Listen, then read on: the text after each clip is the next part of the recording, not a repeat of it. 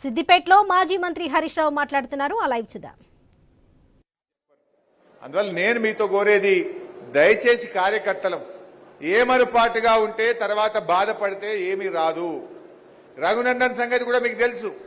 దుబ్బాక ఉప ఎన్నికల్లో మనం కూడా పోయి పనిచేసినాం. రామలింగన్న చనిపోతే అక్కడ బై ఎలక్షన్ వచ్చింది. అక్కడ బై ఎలక్షన్ లో ఏం చెప్పిండి రఘునందన్ రావు? ఇంటికి 2 ఎడ్లు ఇస్తా, మనిషికి 2000 నిరుద్యోగ భృతి ఇస్తా, టెక్స్టైల్ పార్క్ పెడతా, రైలు తెస్తా, అన్ని అబద్దాలు ఆడి గెలిచిండు. పాపం ప్రజలు నమ్మి దుబ్బాకోళ్ళు ఓట్లేసిండ్రు. మొన్న 4 ఏళ్ల తర్వాత మళ్ళీ ఎలక్షన్ వచ్చింది. మరి అవన్నీ ఒక్కటి కాలే. ఆయన చెప్పిన ఒక్క పని కాలే. జనం మడతపెట్టి ఉత్కిరు కదా అంటే కొత్త ప్రభాకర్ రెడ్డిని 54,000 ఓట్లతో గెలిపించిండ్రు. నిజంగా రఘునందన్ పనిమంతుడైతే నువ్వు మంచిగా పని చేస్తే నిన్ను మొన్ననే దుబ్బాకలు గెలిపిస్తారు కదా. నువ్వు చక్కగా పని చేయలేదు, నీ పనితనం మంచిగా లేదనే బండకేసి కొట్టిరు దుబ్బాకల జల్లని రూపాయి సిద్దిపేటలో జల్లుతుందా? అయినా ఆయన ఎప్పుడు చూడు మన సిద్దిపేట మీదనే ఏడుతుండే.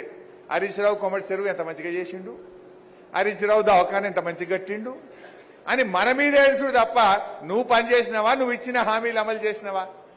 మరి మన అభివృద్ధిని కళ్ళల్లో పెట్టుకున్నోడు, మన అభివృద్ధిని ఓర్వలేనోడు, మన మంచి పనిని చూడలేనోనికి మనం ఓటేస్తే ఇంతకంటే అన్యాయం ఇంకోటి ఉంటుందే?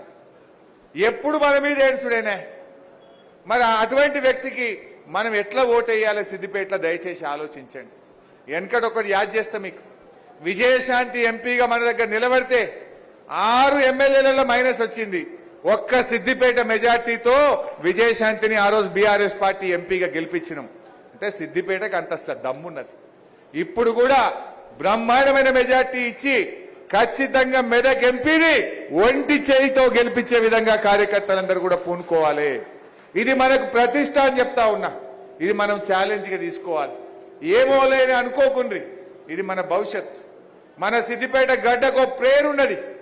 తెలుగు రాష్ట్రాల్లో మీరు ఎక్కడ పోయినా సిద్దిపేట అంటే గులాబీ జెండా అడ్డా అంటారు. ఇవాళ పులివెందుల అంటే వైఎస్ రాజశేఖర రెడ్డి పేరు చెప్తారు. కుప్పం అంటే చంద్రబాబు పేరు చెప్తుండ్రు. సిద్దిపేటకు కూడా పేరు ఉన్నదా లేదా కేసీఆర్ అని?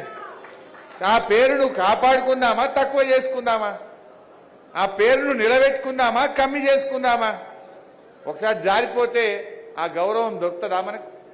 అందువల్ల ప్రతి కార్యకర్త కూడా నా రిక్వెస్ట్ ఒకటే, నెల రోజులు కష్టపడదాం. రోజు సోషల్ మీడియాలో 4-5 పోస్టింగులు పెట్టండి, లైకులు కొట్టండి, ప్రత్యర్థుల దుష్ప్రచారాన్ని తిప్పి కొట్టండి, నిజాలు ప్రజల ముందు పెట్టండి. అది ఫోన్ రూపంలో కానీ, చర్చల రూపంలో కానీ, ఇంటింటికి పోవడం ద్వారా కానీ మంచిగా మనం చర్చలు పెట్టాలి. మా మోయిస్ భాయ్ కూడా చెప్పిండి. ఇప్పుడు ఈడ కాంగ్రెస్ 3rd ప్లేస్లో ఉన్నది. బీజేపీ కాంగ్రెస్ ఒకటై కొన్ని చోట్ల డమ్మీ అభ్యర్థులను పెట్టిండ్రు.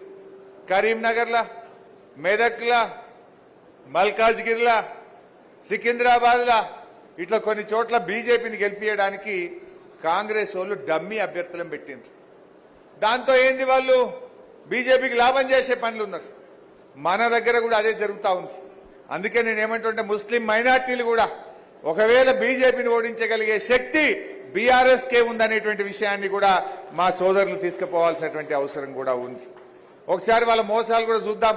ఉందా? ఒక పావుగంట ఒప్పుకుందా? ఆకలి అవుతుందా? స్టార్ట్ చేయి భయ్ ఒకసారి. కాంగ్రెస్ మోసాలు మా వాళ్ళ కార్యకర్తలకు అర్థమైతే జనాలకు మంచిగా చెప్తారు.